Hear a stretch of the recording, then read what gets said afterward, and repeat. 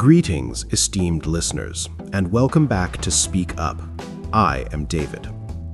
By choosing this podcast, you've already signaled something significant. You are not merely seeking passive entertainment.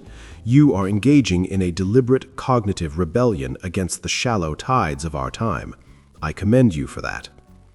Today, we dismantle a pervasive illusion, one that directly attacks your ego as a capable, intelligent learner. We will confront the silent war being waged within your own skull. This isn't about simple forgetfulness or occasional distraction. This is about attentional erosion, a systematic weakening of your mind's foundation. And it matters profoundly. If you cannot command your own focus, you surrender your agency to every ping, every alert, every algorithm designed to fragment you. The stakes are nothing less than your depth of thought, your capacity for mastery, and the very integrity of your learning journey. Let's begin with that direct, ego-piercing question. Ready? Why is it that you, possessing a brain of such breathtaking evolutionary sophistication, a brain that literally rewired itself over millennia to achieve literacy, now find yourself unable to sustain focus on a single English paragraph for more than a few minutes? The circuitry you used to read the title of this episode is a modern miracle. Your brain wasn't born to read. It co-opted regions for vision, language, and attention to laboriously construct a reading network. This network allowed humanity to build civilizations, to archive knowledge, to develop empathy through story. Yet now, in the height of our technological advancement, we voluntarily dismantle this hard-won capability minute by minute through endless passive scrolling. This is the core conflict. Your ancient, adaptable organ of depth is being hijacked by engineered immediacy. Every notification isn't just an interruption, it's a calculated strike on your attentional architecture. You feel a vague guilt, perhaps dismissing it as a minor lapse in willpower. That is the illusion. It is far more consequential. The uncomfortable truth is this. The digital environment is actively training your brain to prefer skimming over reading, distraction over depth, and reactivity over reflection.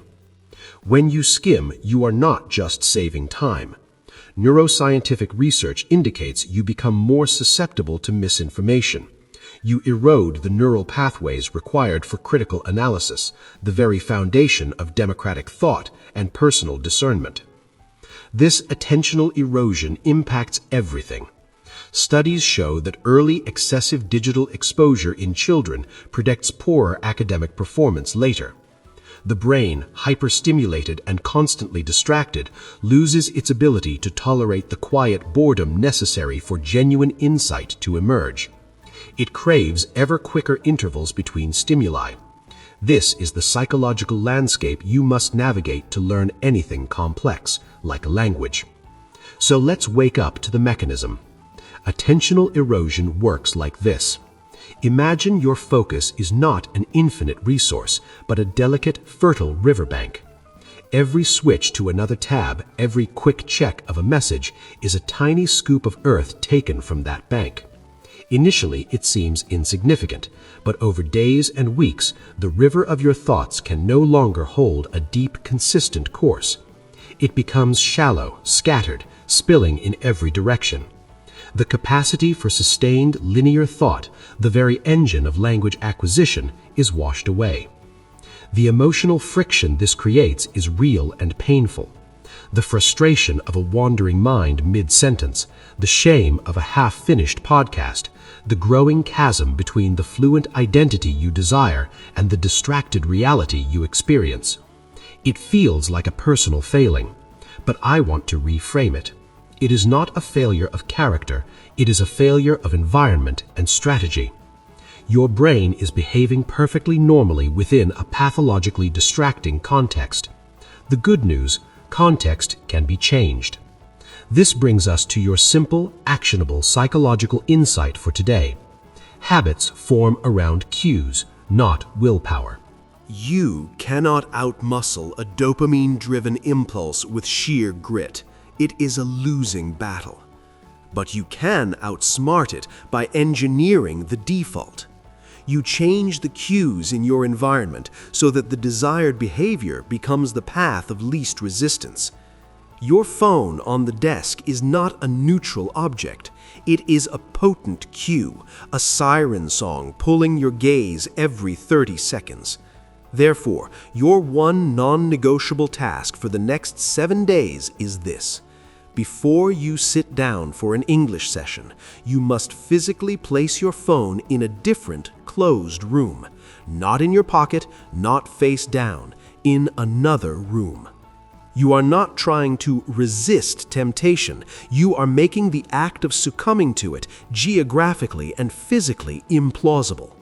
You are shifting the very architecture of choice. This single act creates a fortress of deliberate focus. Within that fortress, you can then cultivate what we call deep language immersion. This is the state where organic concentration flourishes. It's where you lose track of time with a compelling story, where you shadow a dialogue not out of duty, but out of engagement. The brain's empathic circuits light up. You feel the narrative.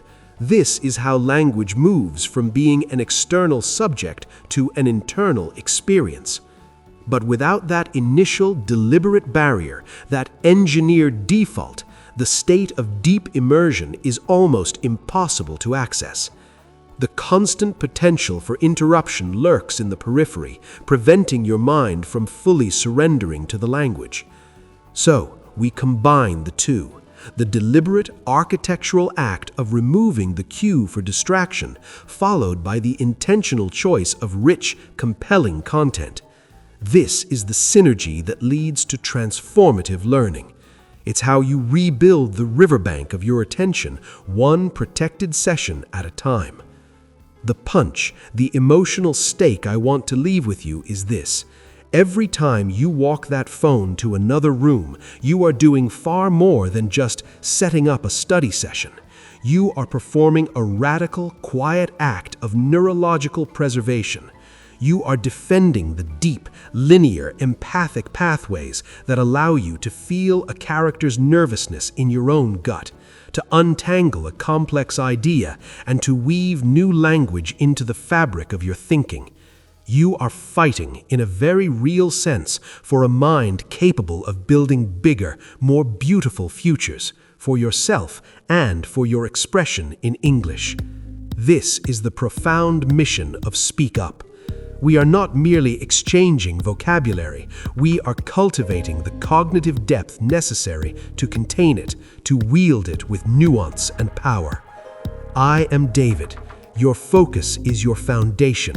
Guard it ferociously, engineer your environment deliberately, and immerse yourself deeply. Until our next conversation, remain unwavering.